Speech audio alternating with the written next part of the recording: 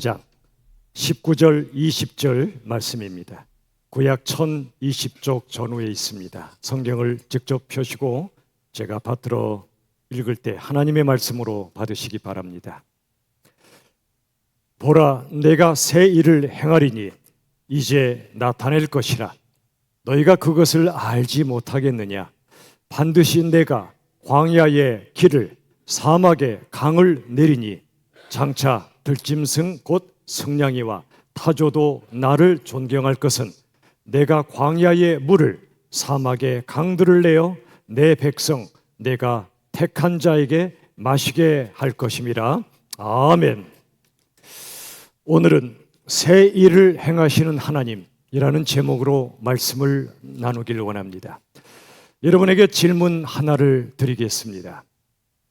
여러분의 신앙과 인생에서 가장 중요한 것이 무엇인가요?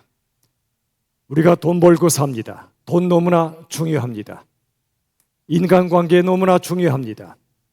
그런데 수많은 것들 가운데 여러분의 신앙과 인생에서 가장 중요한 것 하나 또는 두 개를 꼽으라면 뭐라 대답하시겠습니까?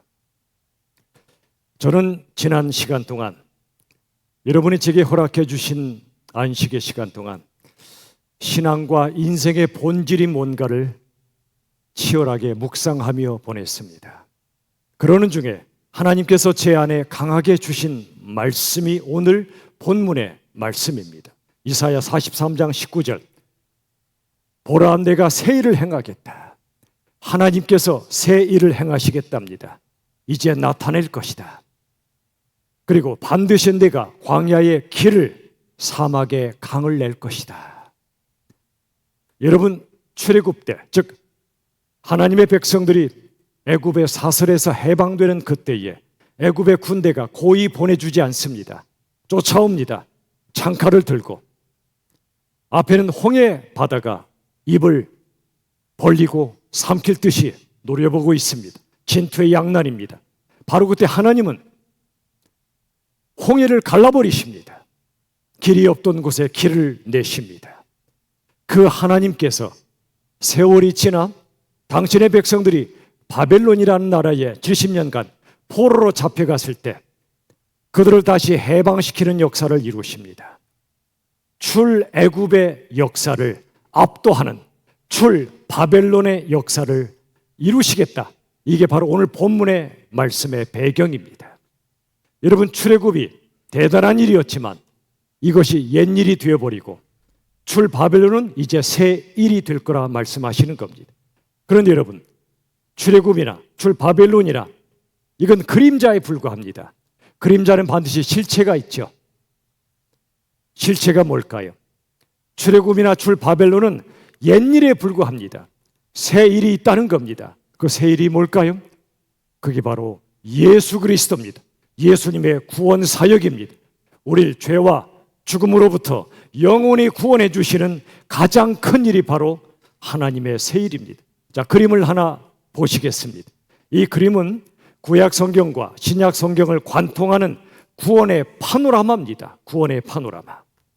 이 그림의 제목은 바로 구원의 산입니다. 구원의 산. 맨 왼쪽에 있는 그림이 출애굽의 산입니다.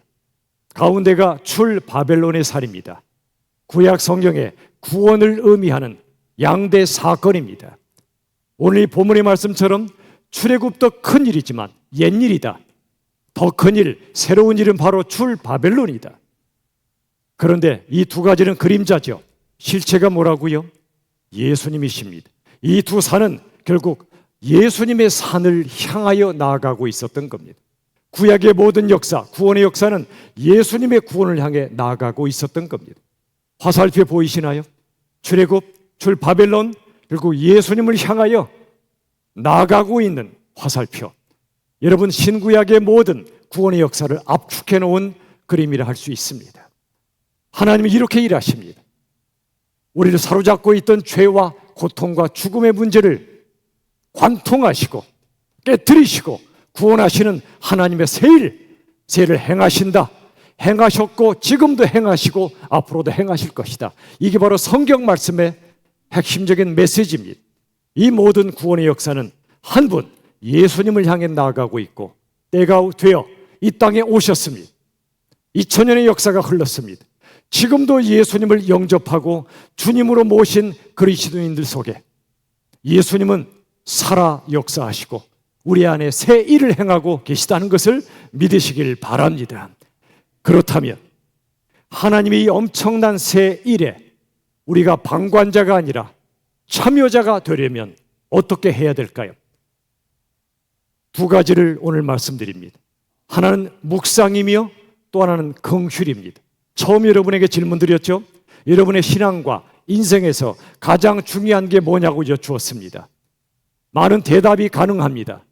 제게 물으시면 저는 이 두 가지로 대답할 겁니다. 하나님의 새 역사에 참여할 수 있는 두 가지는 묵상과 긍휼이다. 하나씩 살펴보죠.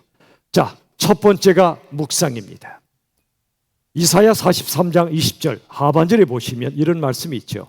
내가 광야에 물을 사막에 강들을 내겠다. 광야와 사막은 물이 없는 곳입니다.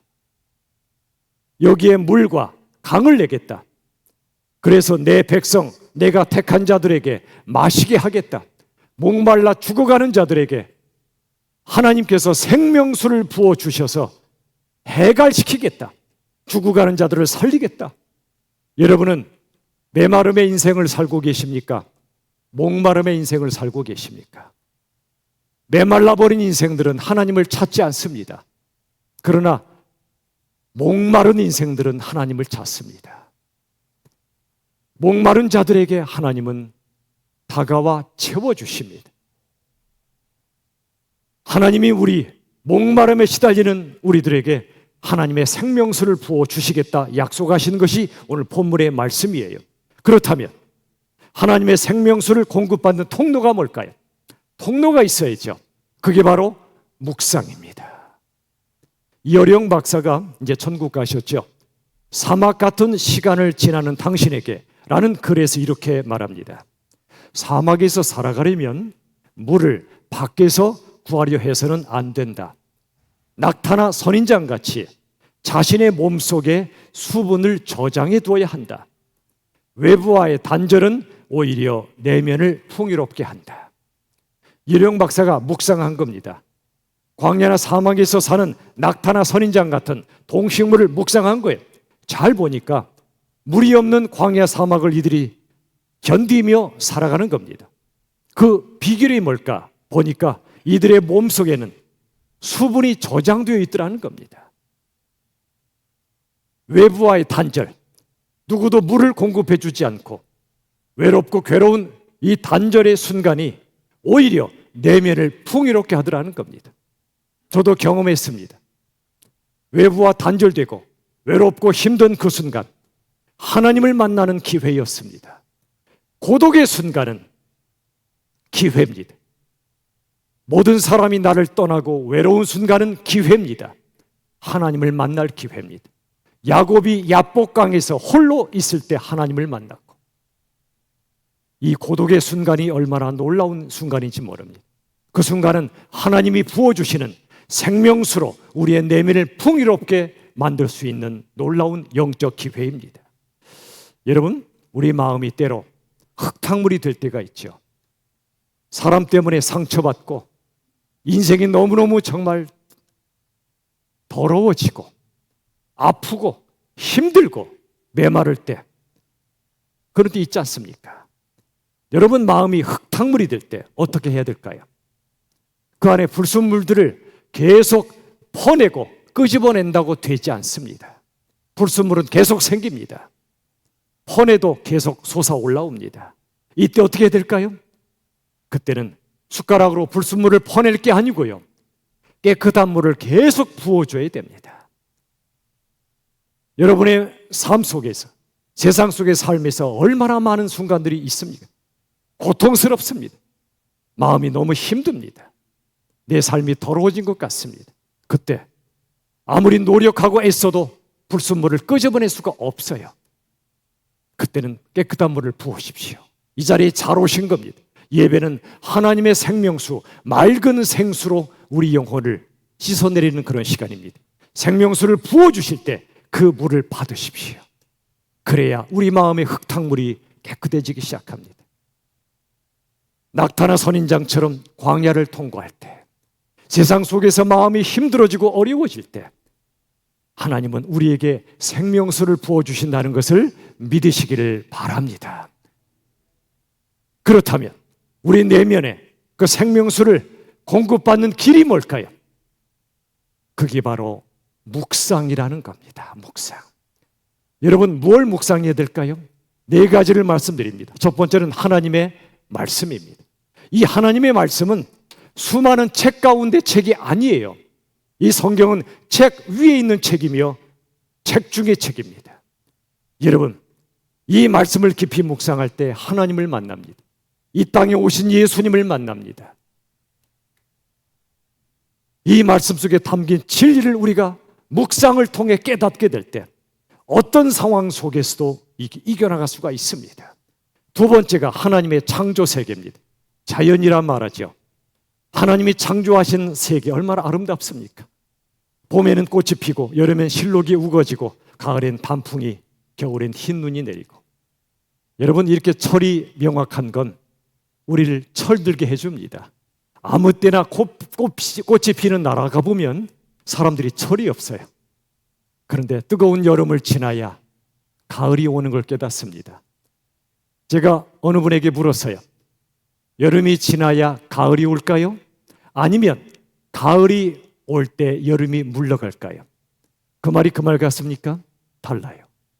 여름이 가야 가을이 온다, 이렇게 생각하는 분들은요, 왜 여름이 안 가는 거야? 왜 이렇게 열대야가 긴 거야? 제 책임이에요. 제가 여러분에게 열대야를 강조했잖아요. 하루에 운전하시다가 양보하시되 몇 대를 양보하시라고 그랬죠? 몇 대야? 10대야.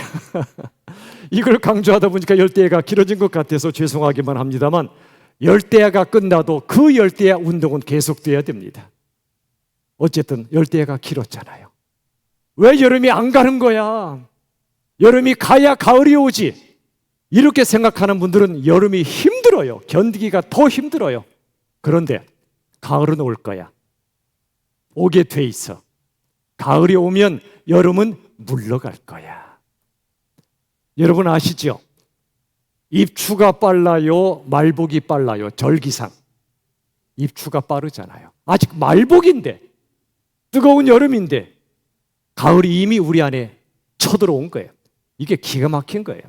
어떤 뜻으로 그렇게 정했는지는 모르겠지만 영적 원리가 있어요.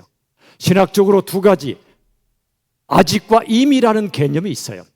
뭐냐면 아직 이 땅은 완전한 천국이 아니다. 그러나 이미 천국은 이 땅에서 시작되었다. 어떻게 시작됐죠? 예수님이 이 땅에 오셔서 말씀하셨어요. 회개하라, 천국이 가까이 왔느니라. 천국이 왔답니다. 우리가 가는 것도 중요하지만 왔답니다. 그 천국은 예수님을 가리켜요. 죄와 고통과 죽음에 매여 지옥 같은 삶을 사는 인생들을 하나님이 찾아오신 거예요. 우리가 못 가니까 오신 겁니다. 천국이 가까이 왔다. 여러분, 작은 믿음과 큰 믿음이 있어요. 작은 믿음은 천국에 가는 믿음이에요. 예수 믿어 천국 가요. 그러나 큰 믿음은 천국을 이 땅에서 누리는 믿음이에요. 말복 전에 입추가 있는 것처럼 우리가 천국 가기 전에 천국이 이 땅에 왔단 말입니다. 어떻게 그 천국을 누릴 수 있을까요? 묵상을 통해서입니다. 예수님이 어떤 분인가를 묵상하고 말씀의 진리를 묵상할 때, 그리고 하나님의 창조 세계를 묵상할 때, 여름은 덥고 힘들지만 하나님의 섭리 가운데 신실하신 하나님께서 우리에게 가을을 주실 거다. 뜨거운 열대야 그때보다 어젯밤은 조금 시원하셨나요? 얼마나 좋아요. 가을은 옵니다. 오게 되어 있습니다. 가을이 오면 여름이 물러가는 거예요. 예수님이 이 땅에 오시면 지옥 같은 우리의 영혼이 물러가는 거예요. 지옥이 지나야 천국이 오는 게 아니라 천국이 오면 지옥이 물러가는 거예요. 여름이 가면 가을이 온다, 이게 아니고요.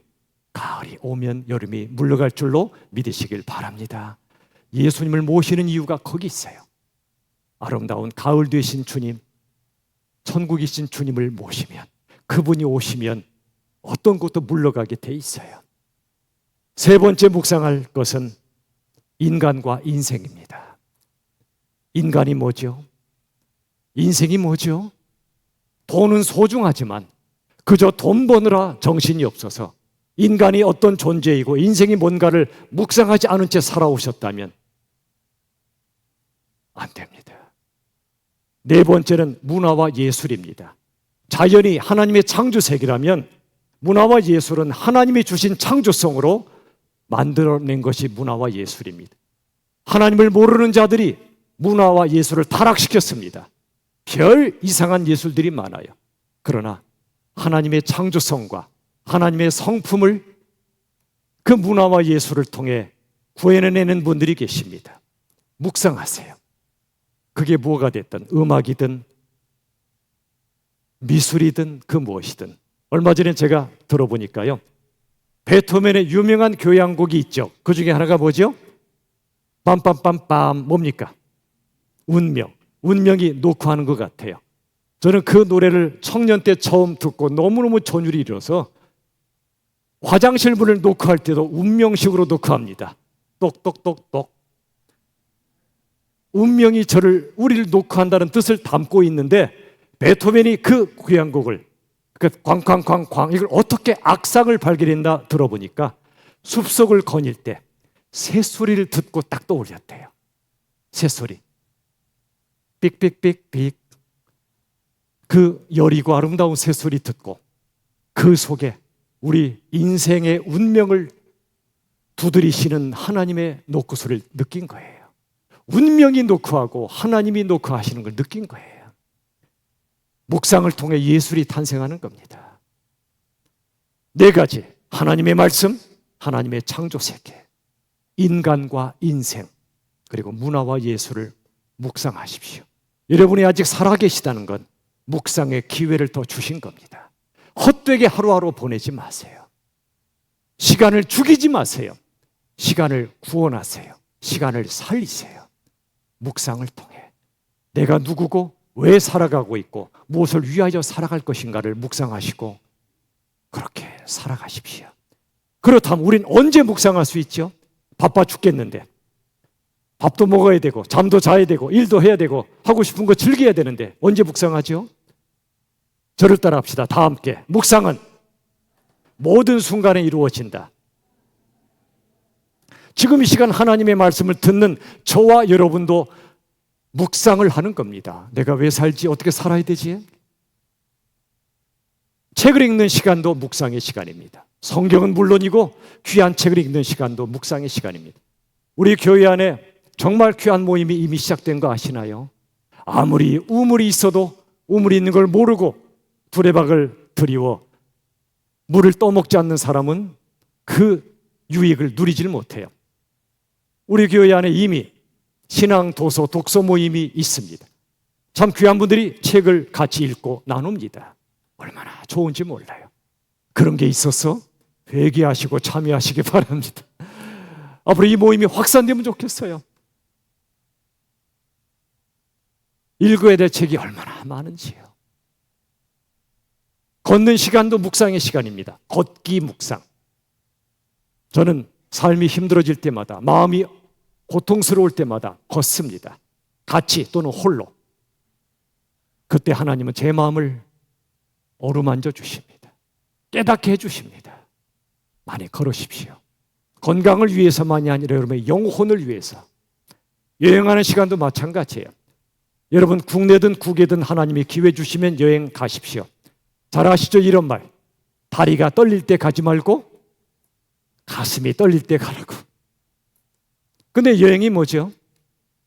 여행은 좋은 걸 보러 가는 게 아니고요, 다른 걸 보러 가는 거예요. 좋은 음식 먹으러 가는 게 아니고요, 다른 음식 먹으러 가는 거예요. 먼 나라 가셔서 김치찌개 찾는 사람처럼 어리석은 인생은 없습니다. 그건 실컷 한국에서 먹잖아요. 가서까지 그럴 이유 없어요. 너무 힘들다. 뭐 고추장 갖고 가는 건 괜찮아요. 그러나 여행이 뭐라고요? 다른 걸 보고 다른 음식을 먹는 거예요. 경험의 폭이 넓어지는 거예요. 그럴 바에 뭐하러 여행 가요? 집에서 텔레비 보고 내가 먹고 싶은 거 먹지. 여행은 묵상의 시간입니다. 내가 경험했던 것과 다른 문화, 다른 사람들을 가서 보는 겁니다. 대화도 마찬가지예요. 다른 사람과 대화하실 때 나와 다른 사람이 참 많죠. 결이 다르고 가치관이 다르고 생각이 너무 달라요. 대화가 뭐에 준 말이죠? 보수와 진보 두 사람이 만나면 대화를 해요. 그 대화는 대놓고 화내는 거더라고. 왜 화를 내요? 나와 다르면 찍어 누르지 마세요. 배우세요. 내가 아는 게 전부가 아니에요. 겸손하게 들으세요. 그 너머에 하나님을 보세요. 좌와 우가 아니라 하나님은 위에 계세요. 대화도 묵상의 시간이에요. 내가 얼마나 무지한가를 묵상하고 상대방이 하는 말을 묵상하십시오. 인생 중에 성공과 실패가 있어요. 성공도 묵상하셔야 돼요. 실패도 묵상하셔야 돼요. 묵상하지 않는 성공은 교만으로 이끌어요. 그 인생은 패망합니다. 근데 성공을 묵상하면 성공이 책임이 돼요. 내게 주신 모든 성공의 유익들을 나를 위해서만 쓰지 않고 누군가를 섬기는 데 써요. 자랑하지 않아요. 섬겨요. 실패도 마찬가지예요. 실패를 묵상하지 않으면 절망으로 끝나요. 근데 실패를 묵상하면 실패가 아니에요. 실패를 통해 겸손을 배워요. 내가 부족함을 깨닫고 다른 사람이 소중함을 깨달아요. 실패도 묵상하십시오. 출산, 결혼, 장례도 묵상의 기회입니다. 지난 수십 년간 부족한 목양을 해오면서 지금도 기억나는 하루가 있다고 가끔 말씀드렸죠. 아침에 출산 연락받고 낮에 결혼식 줄에 서고 오후에 개업 신방 가고 끝났나 싶었더니 밤에 한 분이 소천하셨대요. 가서 장례식을 가서 섬깁니다. 그날 밤은 잠이 안 와요. 인생을 묵상하느라고. 하루에 인생을 다 산 것 같았어요. 참 감사했어요. 우리 성도님들의 인생의 소중한 구비구비마다 제가 뭐라고 동참할 수 있는 축복을 주신 게 참 감사했어요. 묵상하십시오. 성경 말씀처럼 혼인집에는 못 가도 초상집엔 가십시오. 결혼식장도 가시지만 장례식장에 꼭 가십시오. 그래야 묵상합니다. 사는 게 뭐고 죽는 게 뭔지를. 여러분, 죽음을 묵상할 때 삶을 제대로 살게 됩니다. 내일 내 인생이 끝난다 아는 사람 오늘 허투루 살겠어요? 예수님의 값비싼 십자가의 은혜로 구원받음을 아는 사람, 예수님의 죽음의 의미를 아는 사람은요, 인생을 값싸게 살 수가 없어요. 기껏해야 내 자존심 지키고 다른 사람보다 좀 우월하게 되려고 그런 정도의 인생을 낭비하지 않아요. 모든 순간이 묵상의 시간임을 기억하시기를 바랍니다. 내게 잘해주는 사람은 실은요, 나를 별로 묵상하게 안 해줘요. 내게 아픔을 주는 사람 있을 때 그때 묵상하게 돼요. 한나란 여인에게 분인나란 여인이 괴롭혔죠. 그러나 분인나를 묵상하고 하나님을 묵상할 때 한나가 기도의 여인이 되었고 그 자식이 사무엘이라고 하는 기가 막힌 믿음의 사람이 되었잖아요. 우리 자신은 물론이고 우리 자녀도요. 돈 잘 버는 자녀가 아니고 성공하는 자녀가 아니고요. 묵상하는 자녀로 키우시길 바랍니다. 언제까지 여러분 자녀 뒤치다거리 하실 거예요? 스스로 성경 묵상하고 좋은 책들 읽으면서 인생을 묵상하고 세상을 통찰할 때 그들이 제대로 살지 않겠습니까? 묵상하는 자녀로 키우시기를 주의 이름으로 축원합니다. 여러분, 묵상의 능력이 얼마나 큰지 아십니까? 묵상은 고난을 이기는 능력을 우리에게 부어줘요. 고난이 닥쳐올 때 진리를 묵상하지 않았던 자들은요, 어쩔 줄 몰라 합니다.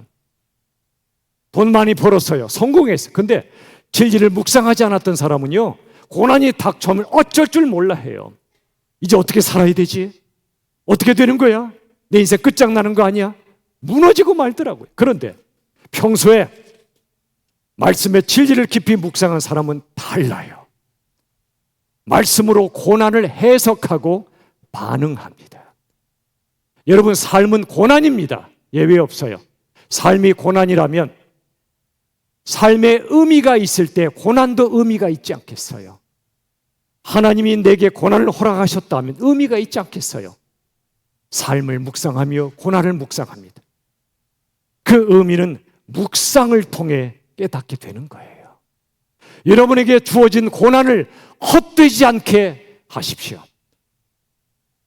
코로나도 헛되지 않게 해야 돼요. IMF도 그랬고요.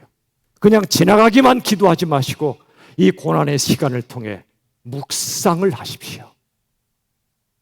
그러면 삶의 의미, 고난의 의미가 내 안에 새롭게 채워지기 시작해요. 죽음도 그래요. 죽음을 묵상하지 않았던 자들은 죽음 앞에 어쩔 줄 몰라 합니다.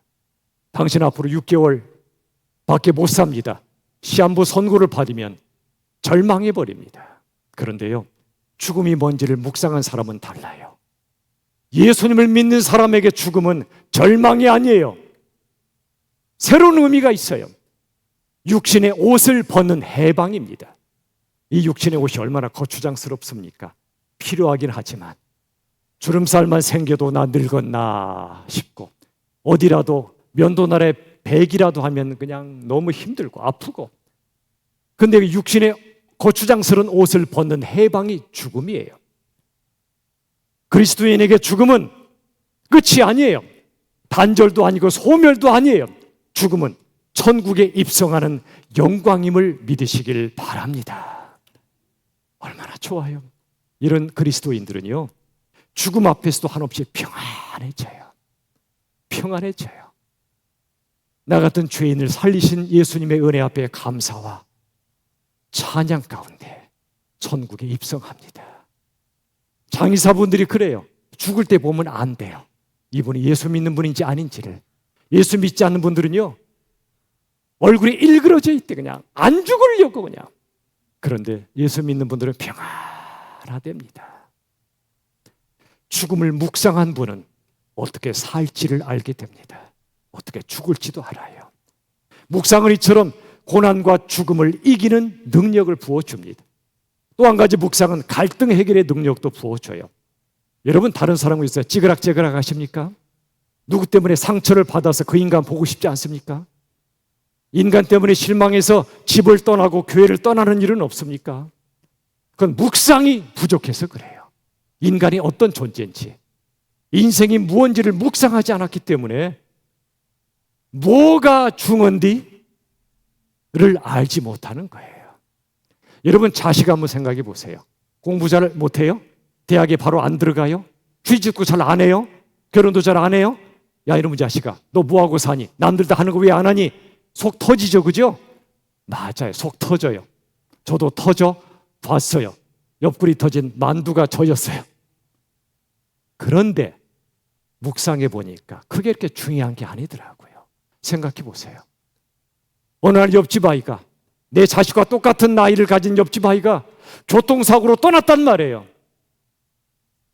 그 말을 듣는 순간 공부 잘하고 못하고가 뭐가 그리 중요해요. 연봉이 뭐 그리 중요해요. 있는 대로 살고 주신 대로 행복하게 살면 되는 거지. 그렇게 몰아칠 일이 아니란 말이에요. 뭐가 중요한데? 죽음을 묵상할 때 내 자식이 내일 숨쉬지 않을 수도 있다는 걸 묵상할 때 본질이 아닌 거 가지고 몰아치지 않아요. 갈등하지 않아요. 언제 갈등을 이기지요? 묵상할 때입니다. 인간이 먼지 같은 존재임을 묵상할 때입니다. 내가 먼지 같은 존재인데 거기에 쳐들 게 뭐가 있어요? 다른 사람도 먼지 같은 존재인데 그 먼지 더미한테 내가 상처받을 게 뭐냐고요? 먼지한테 무슨 상처를 받아요?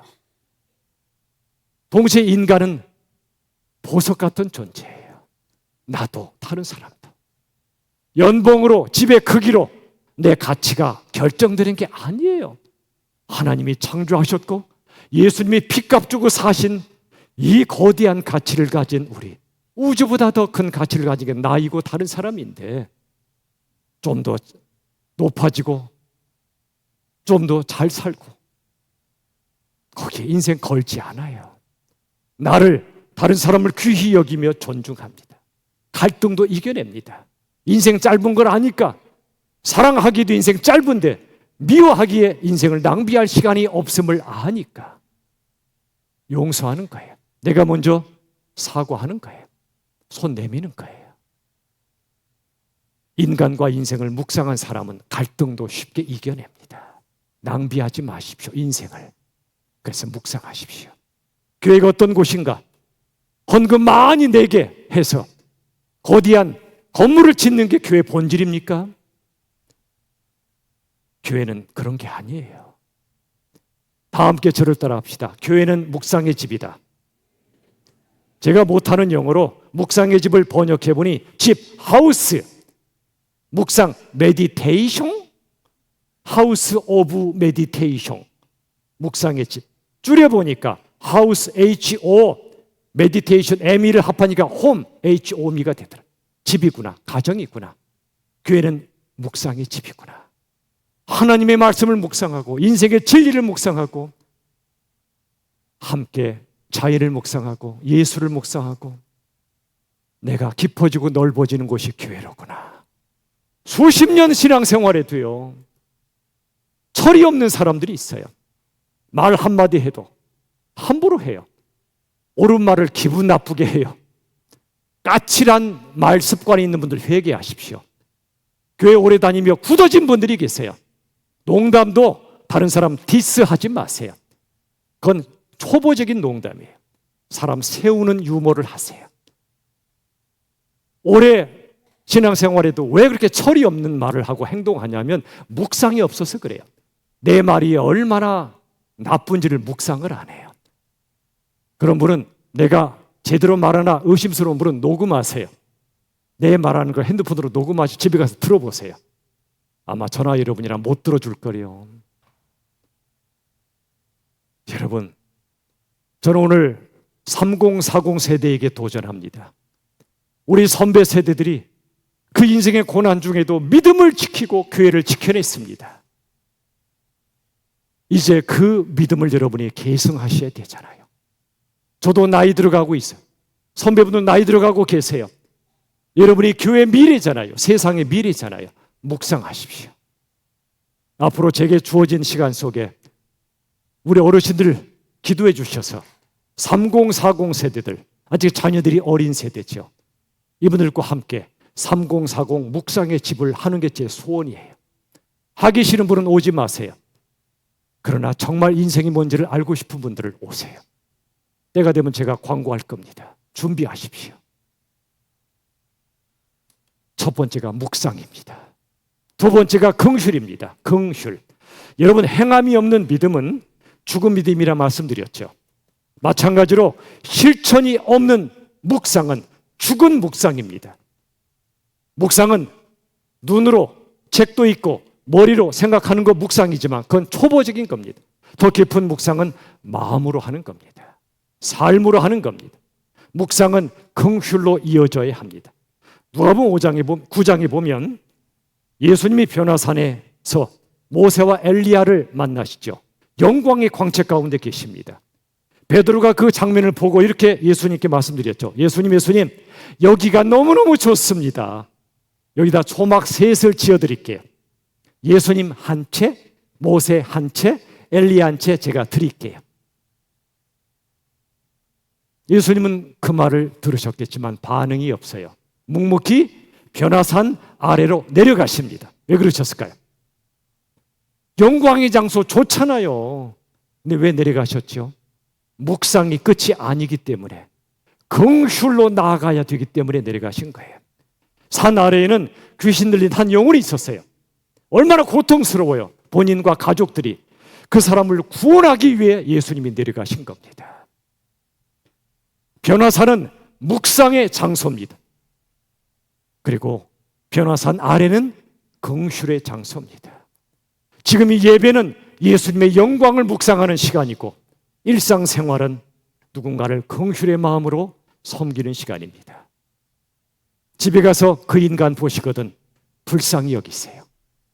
까칠한 성격을 갖고 계시거든 미워하지 마시고 불쌍히 여기세요. 저를 따라합시다. 그 성격으로 사느라 고생 많소. 불쌍히 여기세요. 가정에서나 일터에서나 교회도 마찬가지고요. 가일 아이들먼이라는 분이 책을 썼는데 제목이 한 번에 한 사람이에요. 한 번에 한 사람. 세상은 숫자에 집착하지만 예수님은 한 영혼에 집중하신다. 이 책 속에 나온 귀한 메시지입니다. 우리 교회는 누굴 닮아가죠? 숫자에 집착하는 세상입니까? 한 영혼에 집중하시는 예수님입니까? 저는 산수를 잘 못해요.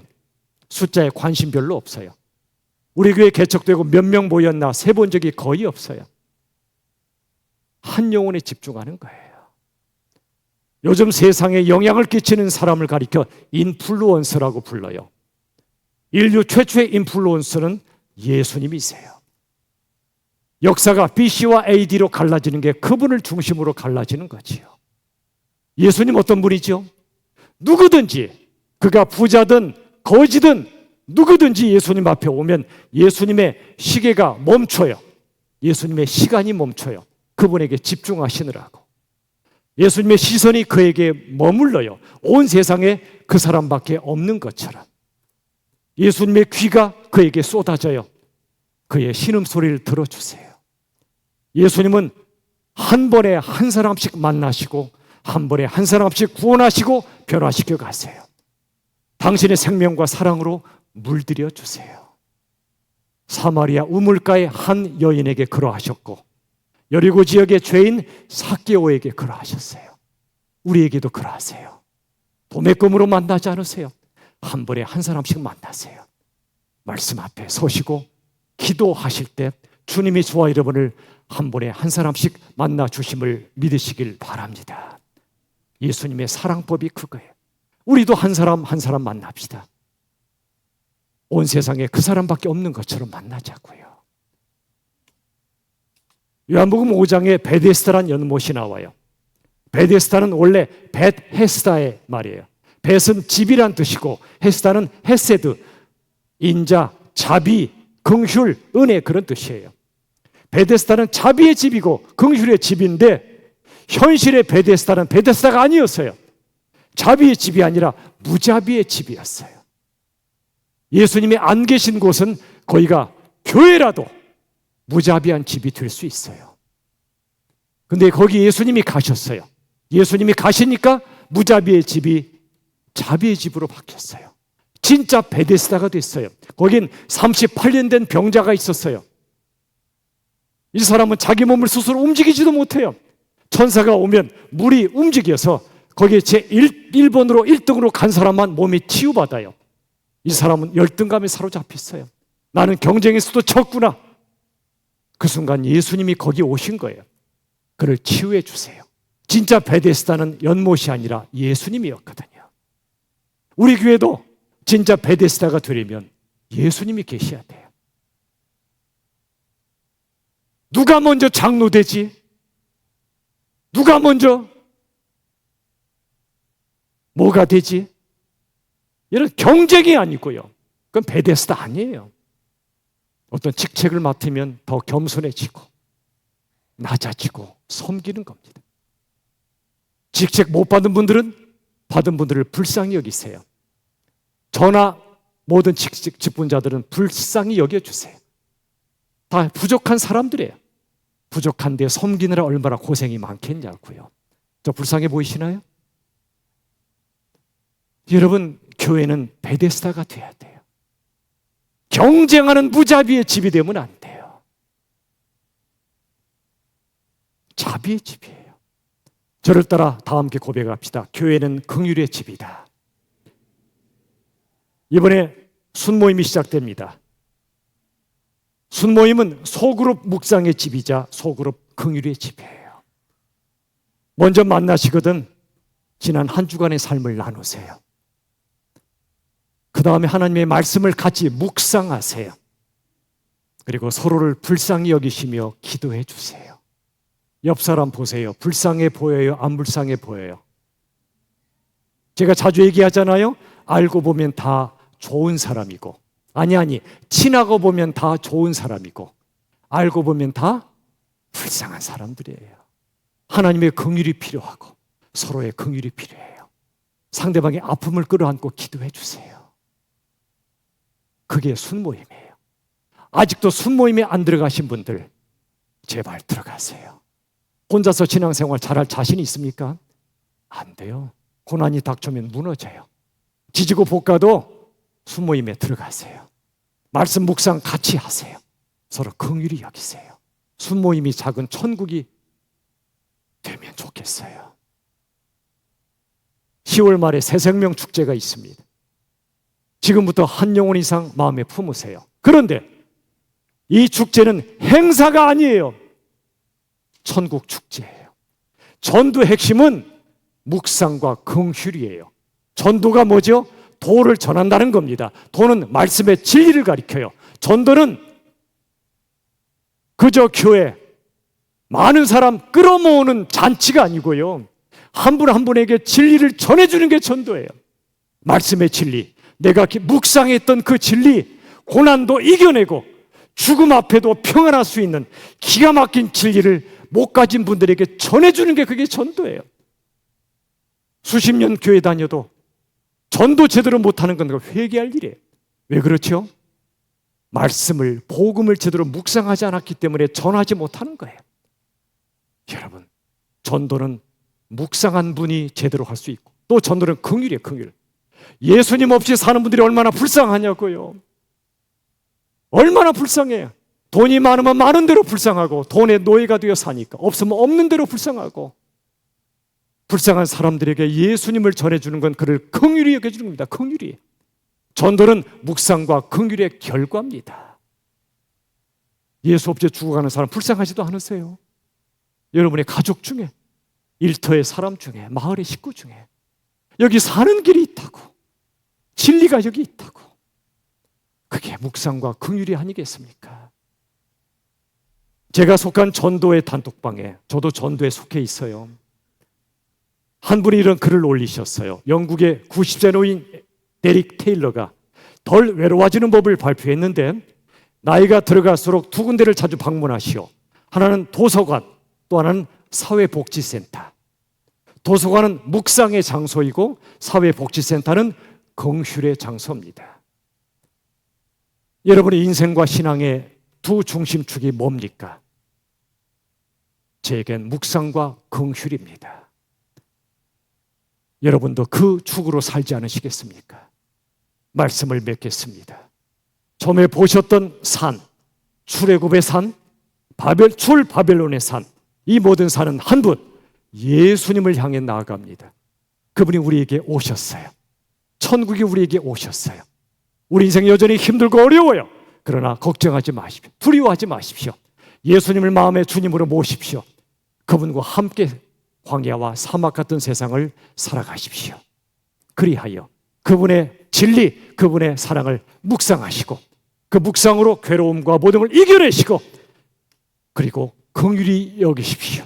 한 분 한 분을 사랑으로 섬기며 복음을 전하며 살아가는 우리 모두가 될 수 있기를 예수님의 이름으로 축원합니다.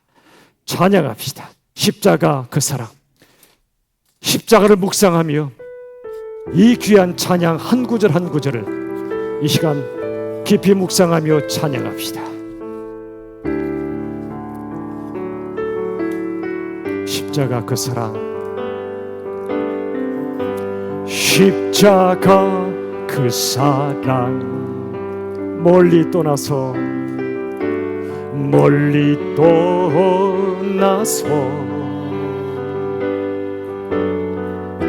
무너진 나의 삶 속에 잊혀진 주인의 이전에 내 마음 어루만지사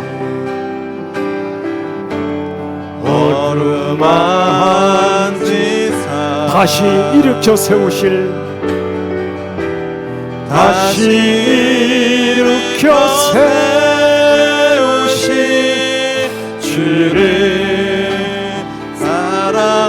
하겠습니다. 2절 지나간 일들을 지나간 일들을 여러분 기억하지 마시고 주께 넘기세요. 기억하지 않고 이전에 행한 모든 일 이전에 행한 모든 생각지 마시고 주님께 맡기세요. 생각지 않으니 사막의 강물과 사막의 강물과 길을 내시는 주, 길을 내시는 주 내 안에 새 일을 행하십니다. 내 안에 새 일 행하신 주만 바라보리라. 가슴에 손을 얹고 찬양합시다. 주 나를 보호하시고 나를 보호하 날 붙드시리 날 붙드시리. 나는 보배롭고 존귀한 나는 보배롭고 존귀한 주님의 자녀. 이번 옆 사람을 향해 주 너를 보호하시고 다른 사람 너를 보호하시 널 붙드시리 널 붙드시리. 너는 보배롭고 존귀한 너는 보배롭고 존귀한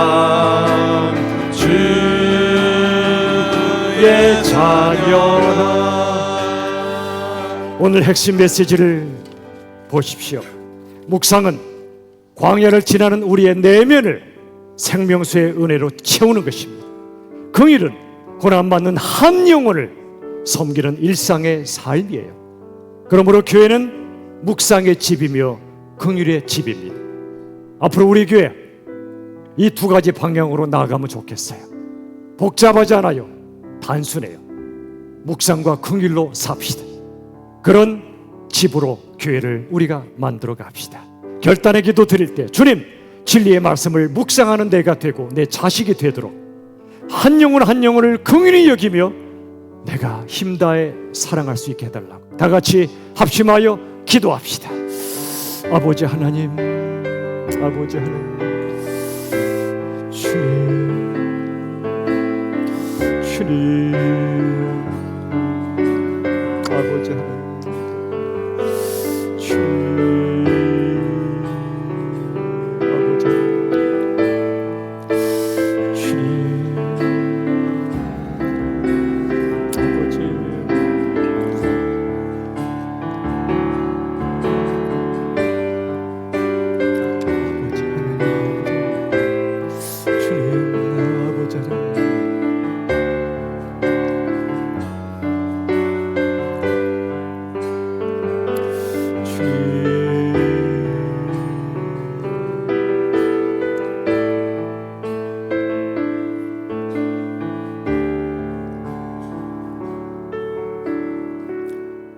하나님, 묵상 없이 막 살았던 죄를 용서해 주시옵소서.